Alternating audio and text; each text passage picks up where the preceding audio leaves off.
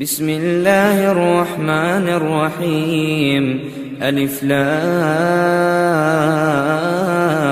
را تلك آيات الكتاب وقرآن مبين ربما يود الذين كفروا لو كانوا مسلمين ذرهم يأكلوا ويتمتعوا ويلههم الأمل فسوف يعلمون وما أهلكنا من قرية إلا ولها كتاب معلوم ما تسبق من أمة أجلها وما يستأخرون وقالوا يا أيها الذي نزل عليه الذكر إنك لمجنون لو ما تأتينا بالملائكة إن كنت من الصادقين ما ننزل الملائكة إلا بالحق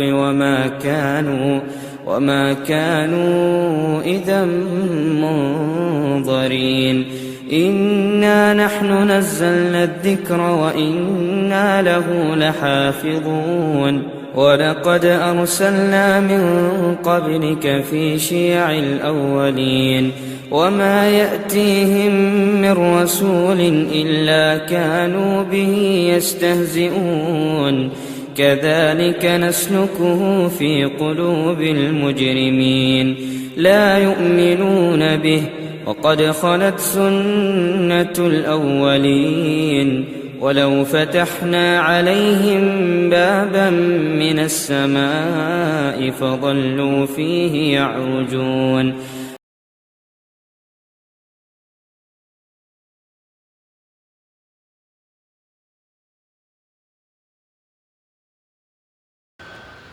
جمعیت اہل حدیث مرکزی جمعیت اہل حدیث برطانیہ کے نائب ناظم جناب حضرت مولانا شیر خان جمیل صاحب کو آواز دے رہا ہوں کہ آپ تشریف لائیں اور اپنے تاثرات کا خیر اظہار فرمائیں۔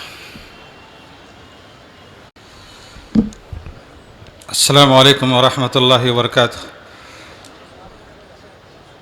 الحمد للہ الذی ہدانا لہذا وما كنا لنهتدی لولا ان ہدانا اللہ والصلاة والسلام علی نبینا محمد وعلی آلہ وصحبہ اجمعین۔ معزز علماء کرام، محترم حضرات و خواتین، یہ نشست تاثرات کی نشست ہے اور بالکل مختصر وقت میں تاثرات پیش کرنا ہے، یہی حکم ہے۔ آپ جانتے ہیں مرکزی جمعیت اہل حدیث ہند کی یہ 34ویں کانفرنس ہے جس کا عالمی پیمانے پہ شہرہ ہے۔ میں برطانیہ سے اس کانفرنس میں شرکت کے لیے حاضر ہوا ہوں۔ آپ جانتے ہیں اس کانفرنس کا عنوان جو رکھا گیا ہے وہ نہایت اہم ہے، وہ عنوان ہے قیام امن عالم و تحفظ انسانیت۔ میرے بزرگوں، مرکزی جمعیت اہل حدیث ہند کو اس عنوان کے تحت کانفرنس کرنے کی ضرورت کیوں پیش آئی، اس کا پس منظر کیا ہے؟ میں آپ کو بتاؤں، آج دنیا اسلام کو دہشت گردی سے جوڑ کر دیکھتی ہے۔ آپ دیکھیں، کوئی چینل، کوئی الیکٹرانک ہو یا پرنٹ میڈیا، سب کے سب اسلام کو دہشت گردی سے جوڑ کر وہ سمجھنے کی کوشش کرتے ہیں اور دہشت گردی سے تقریباً جوڑتے ہیں، اور بالخصوص ہماری جماعت کی طرف ایسی انگلیاں اٹھائی جاتی ہیں کہ یہ جماعت سلفی جماعت، اہل حدیث جماعت، جن کو وہابی بھی کہا جاتا ہے، جن کو سعودی عرب کی طرف بھی منسوب کیا جاتا ہے۔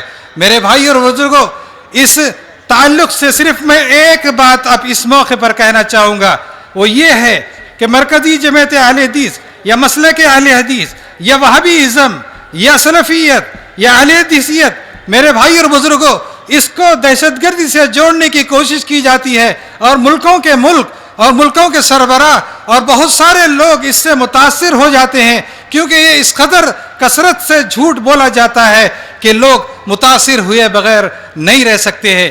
اس کا صرف اس موقع پر میں ایک ہی جواب دینا چاہتا ہوں، دنیا کے اندر سب سے بڑی دہشت گرد تنظیم القاعدہ مانی جاتی ہے. امریکہ سے لے کر آپ دیکھیں نیچے تک سب کے سب لوگ کہتے ہیں القاعدہ ایک دہشت گرد تنظیم ہے. اس کے بعد آئسس آئی جس کو داعش کہا جاتا ہے. اس کے بعد سوان، بہت ساری تنظیمیں ہیں.